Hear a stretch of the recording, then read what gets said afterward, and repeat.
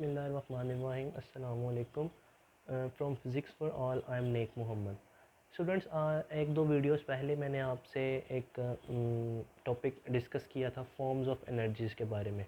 उसमें हमने mechanical energy में जब काइनेटिक एनर्जी और पोटेंशियल एनर्जी पढ़ा था, तो वहाँ पे हमने डायरेक्ट फार्मूला यूज़ कर लिया था काइनेटिक एनर्जी का 1/2 mv², पोटेंशियल एनर्जी का mgh।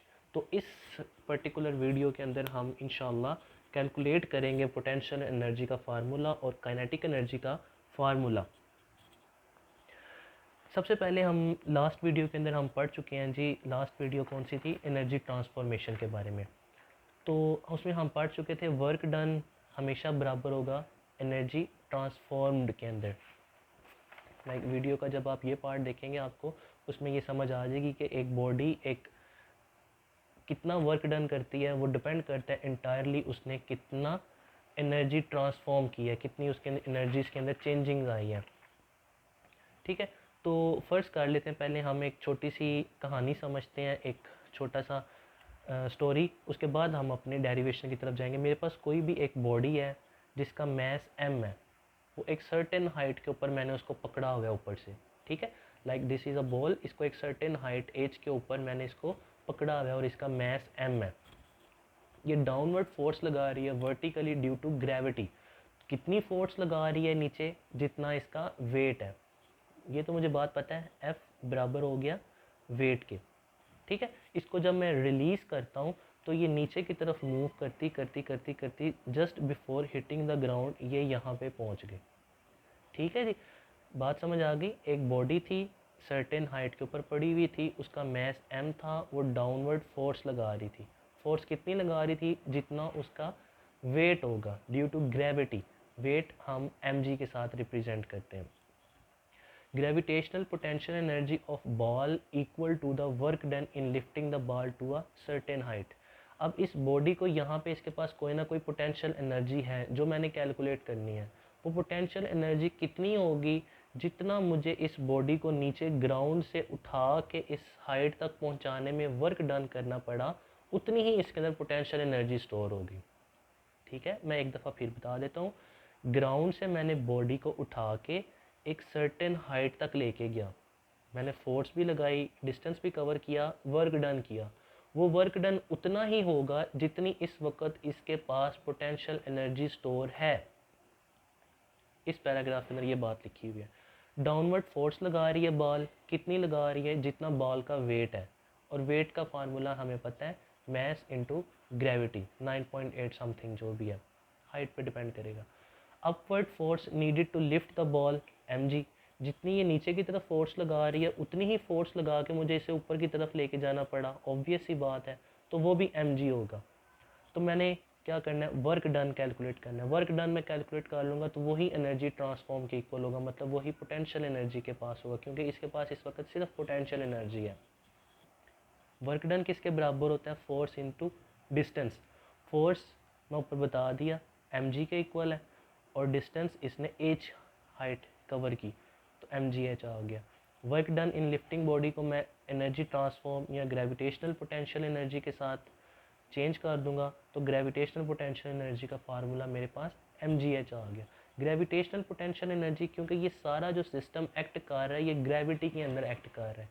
ग्रेविटी की फील्ड इसके ऊपर इसको पकड़े हुए है, गुलाफ बनाए हुए है ग्रेविटेशनल फील्ड के अंदर, तो मैं इसीलिए इसको ग्रेविटेशनल पोटेंशियल एनर्जी का नाम दे रहा हूँ।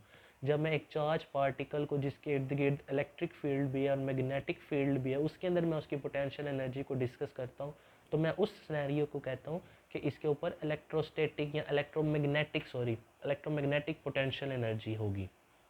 ठीक है जी। नेक्स्ट हमारी कैलकुलेशन है काइनेटिक एनर्जी के फार्मूले के लिए। काइनेटिक एनर्जी फार्मूले के लिए भी हम एक छोटी सी स्टोरी को देखते हैं। पहले कहानी समझ लें। जब मैंने एक सिस्टम है, let's suppose this is a system, जब मैंने इस सिस्टम को पहली दफ़ा देखा तो मैंने देखा ये बॉल किसी भी वेलोसिटी के साथ मूव कर रही है।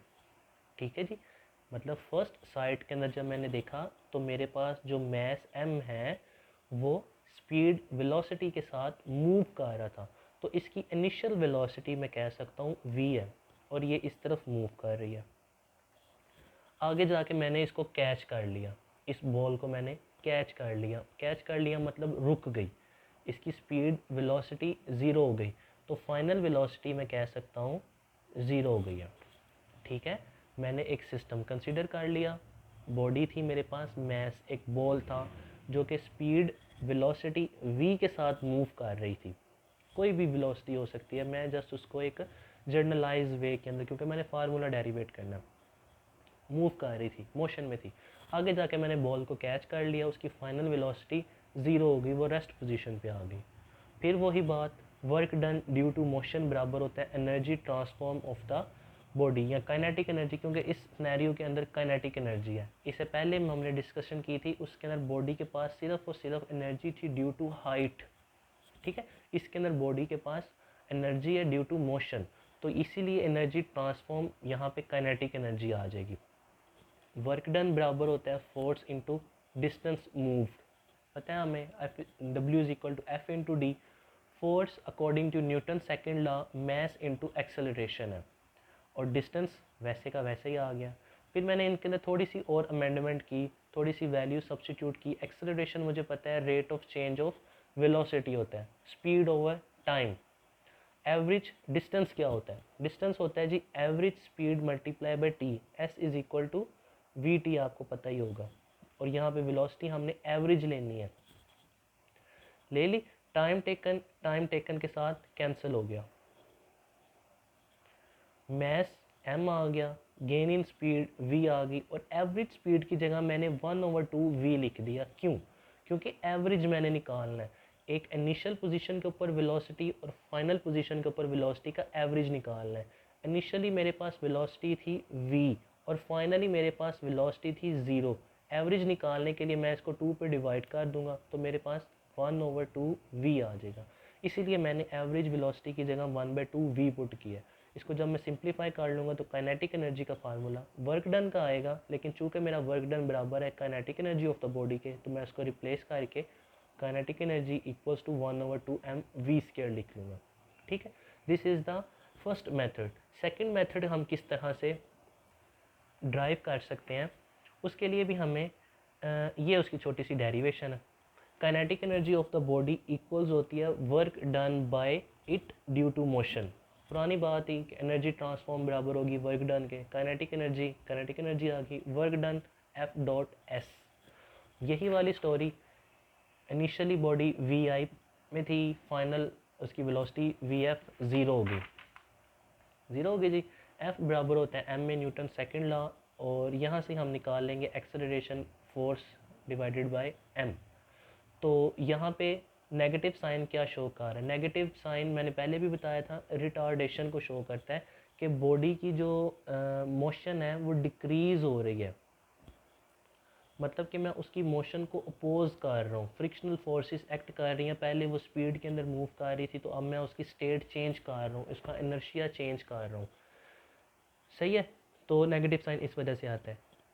इक्वेशन ऑफ मोशन थर्ड पहले भी हम पढ़ चुके हैं, 2as is equal to v(f)² minus vi² होता है। एक्सेलरेशन, डिस्टेंस, फाइनल वेलोसिटी और इनिशियल वेलोसिटी का एक रिलेशन है। a की जगह मैं माइनस F/m पुट कर दूंगा, s वैसे का वैसे ही आ जाएगा। फाइनल वेलोसिटी ज़ीरो है, क्योंकि मेरी बॉडी रुक गई है, और इनिशियल वेलोसिटी उसकी v है, इनिशियल वेलोसिटी की जगह v पुट कर दूंगा। तो आफ्टर सम सिंप्लीफिकेशंस 2 मल्टीप्लाई हो रहा था, डिवाइड हो जाएगा, ये v² हो जाएगा, m इधर डिवाइड हो रहा था, दूसरी तरफ जाके मल्टीप्लाई हो जाएगा, तो ये एक 1/2mv² आ गया। Fs work done by the body equals to the kinetic energy. जब मैं इन दोनों इक्वेशंस को, मीर को और वफा को आपस में कंपेयर करूँगा, तो kinetic energy is equal to 1/2mv² आ जाएगा। तो ये सिंपल से दो मेथड्स थे काइनेटिक एनर्जी को, एक ये और एक ये वाला, और पोटेंशियल एनर्जी को डिस्कस करने के फार्मूला डेरिवेट करने के, ये एक छोटी सी सिंपल सी डेरिवेशन थी। तो होपफुली वीडियो आपके लिए इंफॉर्मेटिव होगी, आपको कुछ सीखने का मौका मिला होगा। एनी इम्प्रूवमेंट अगर रिगार्डिंग वीडियोस से अगर आप चाहते हैं कि कुछ होनी चाहिए, तो वो ज़रूर कमेंट सेक्शन के अंदर उसको पेस्ट करें। इंशाल्लाह we will give our best. That's all about today. अल्लाह हाफिज़।